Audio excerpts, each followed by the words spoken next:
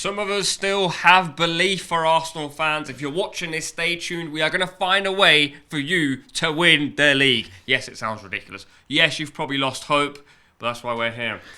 Abbi, Kweku.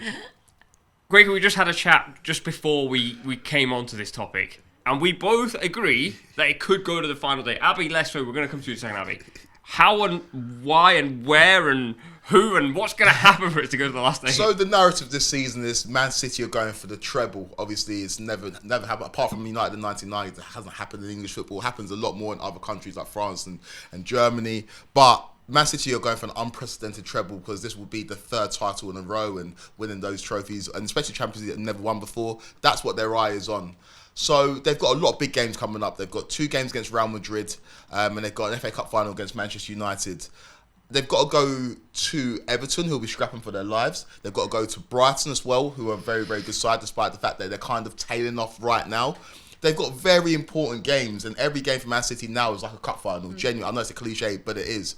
Arsenal know that if they just win all their games, there's a possibility that Man City can drop points and they can go to the final game of the season. All they need is Man City to drop points in one game and it goes to the final game of the season. Man City are currently 2 points behind Arsenal with 2 games in hand. They win those 2 games in hand, it's 4 points. So feasibly, Arsenal, who are still top of the league, by the way, at the time of recording, they still have it within their powers to push Man City all the way. I know the last 4 games have been terrible for Arsenal, but if they can just kind of muster up some spirit, kind of regain their form, then there's opportunity there for them to go and push this title race all the way to the final game, which is what we all, apart from you, what we all want to see as football purists. I'm a Chelsea fan, obviously, and I don't know too many Man City fans, so the idea of Arsenal in the league is not amazing to me, but I think with what Arteta's done, with what he's built with this young squad, it deserves, and we deserve as football fans, to see it go all the way. And if Arsenal just win the remaining games till the end of the season, I think there's an opportunity there for it to go to the final game of the season.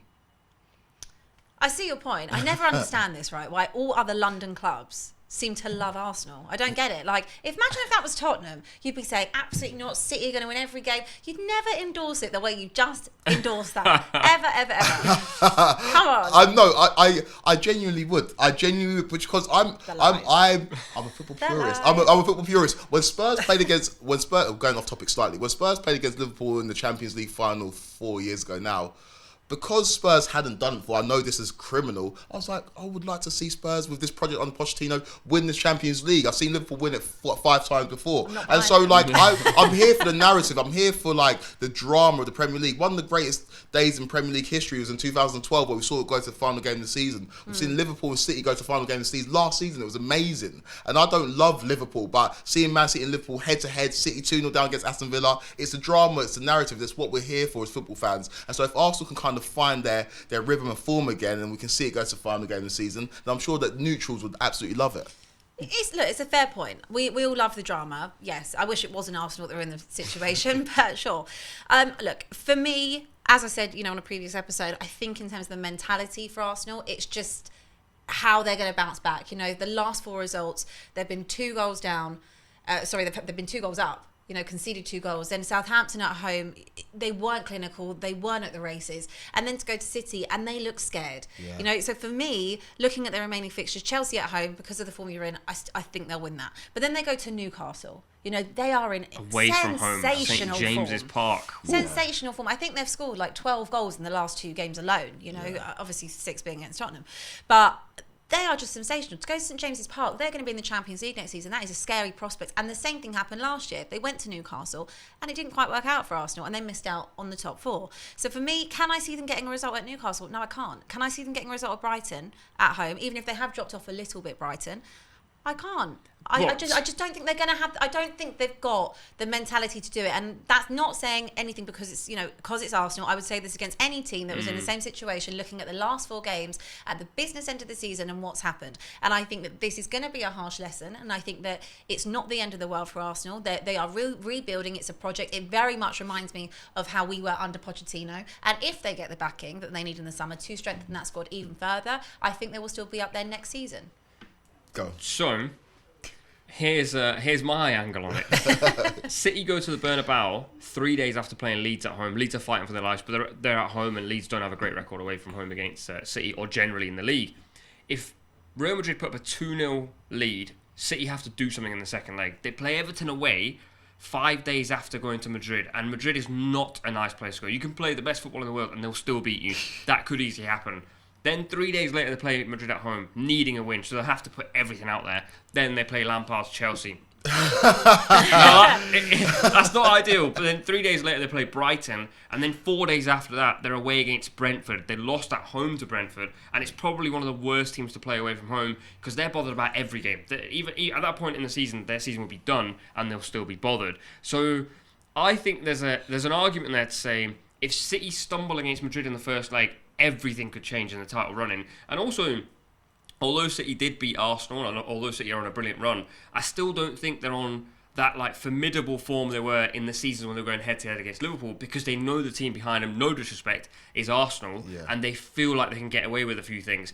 That could creep in, and then the picture changes drastically. I fully agree. And this is probably the most dangerous City side that we've ever seen, but it's the most imperfect City side as well. They don't dominate teams. They allow teams to have the ball, and then on the counter attack they're absolutely lethal because they've got Erling Haaland who can go the other way. But they're not perfect, and they have dropped points. I've seen them drop points against Everton this season already, and they've got Everton coming up. We've seen them drop points against Nottingham Forest this season. This is not a perfect City side, and if you play the law of averages, if you look at Arsenal's next 3 fixtures, it's Chelsea, it's Newcastle, and Brighton. And so Arsenal have gone winless in the last 4.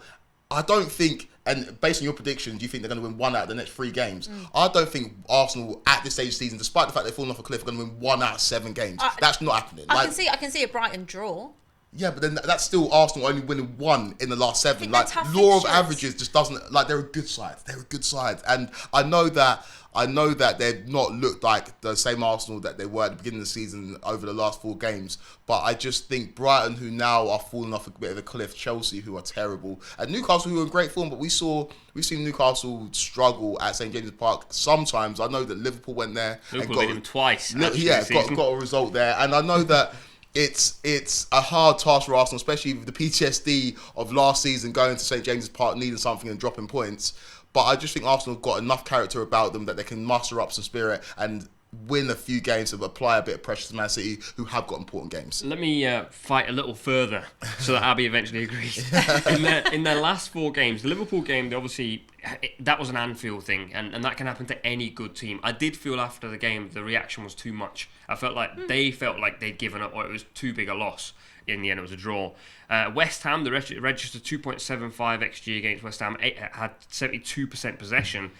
And so they actually did the job pretty well against West Ham. It just went wrong. Saka scores that penalty, it's different. But he doesn't score it. Yeah. He doesn't score it. But then Southampton play in transition and win a draw on the counter and could have easily won. And then there's City, 4 completely different football matches. And so there is an argument there, maybe to say, Anfield, penalty miss. A counter-attacking team can do that to you at any time. And then Man City. Yeah. Listen. You can fight as much as you want. You can fight as much as you want for Arsenal here. But for me, if you are going to win a Premier League at the back end of the season, you've led this league the whole way. And if they do go on to win it, then they'll absolutely deserve it. 100% with all of these things that we've discussed in the last 4 games. But if you are going to win a Premier League, you win at West Ham. At that point, I think they were just in or above the relegation zone. You win at West Ham. You had multiple chances in that first half to put that game to bed, and they didn't take them. They weren't clinical enough. And then they allowed West Ham back into that game. Southampton at home, they are rock bottom of this table. They are going down. You allow them to score 3 goals at the Emirates. That's not a title side.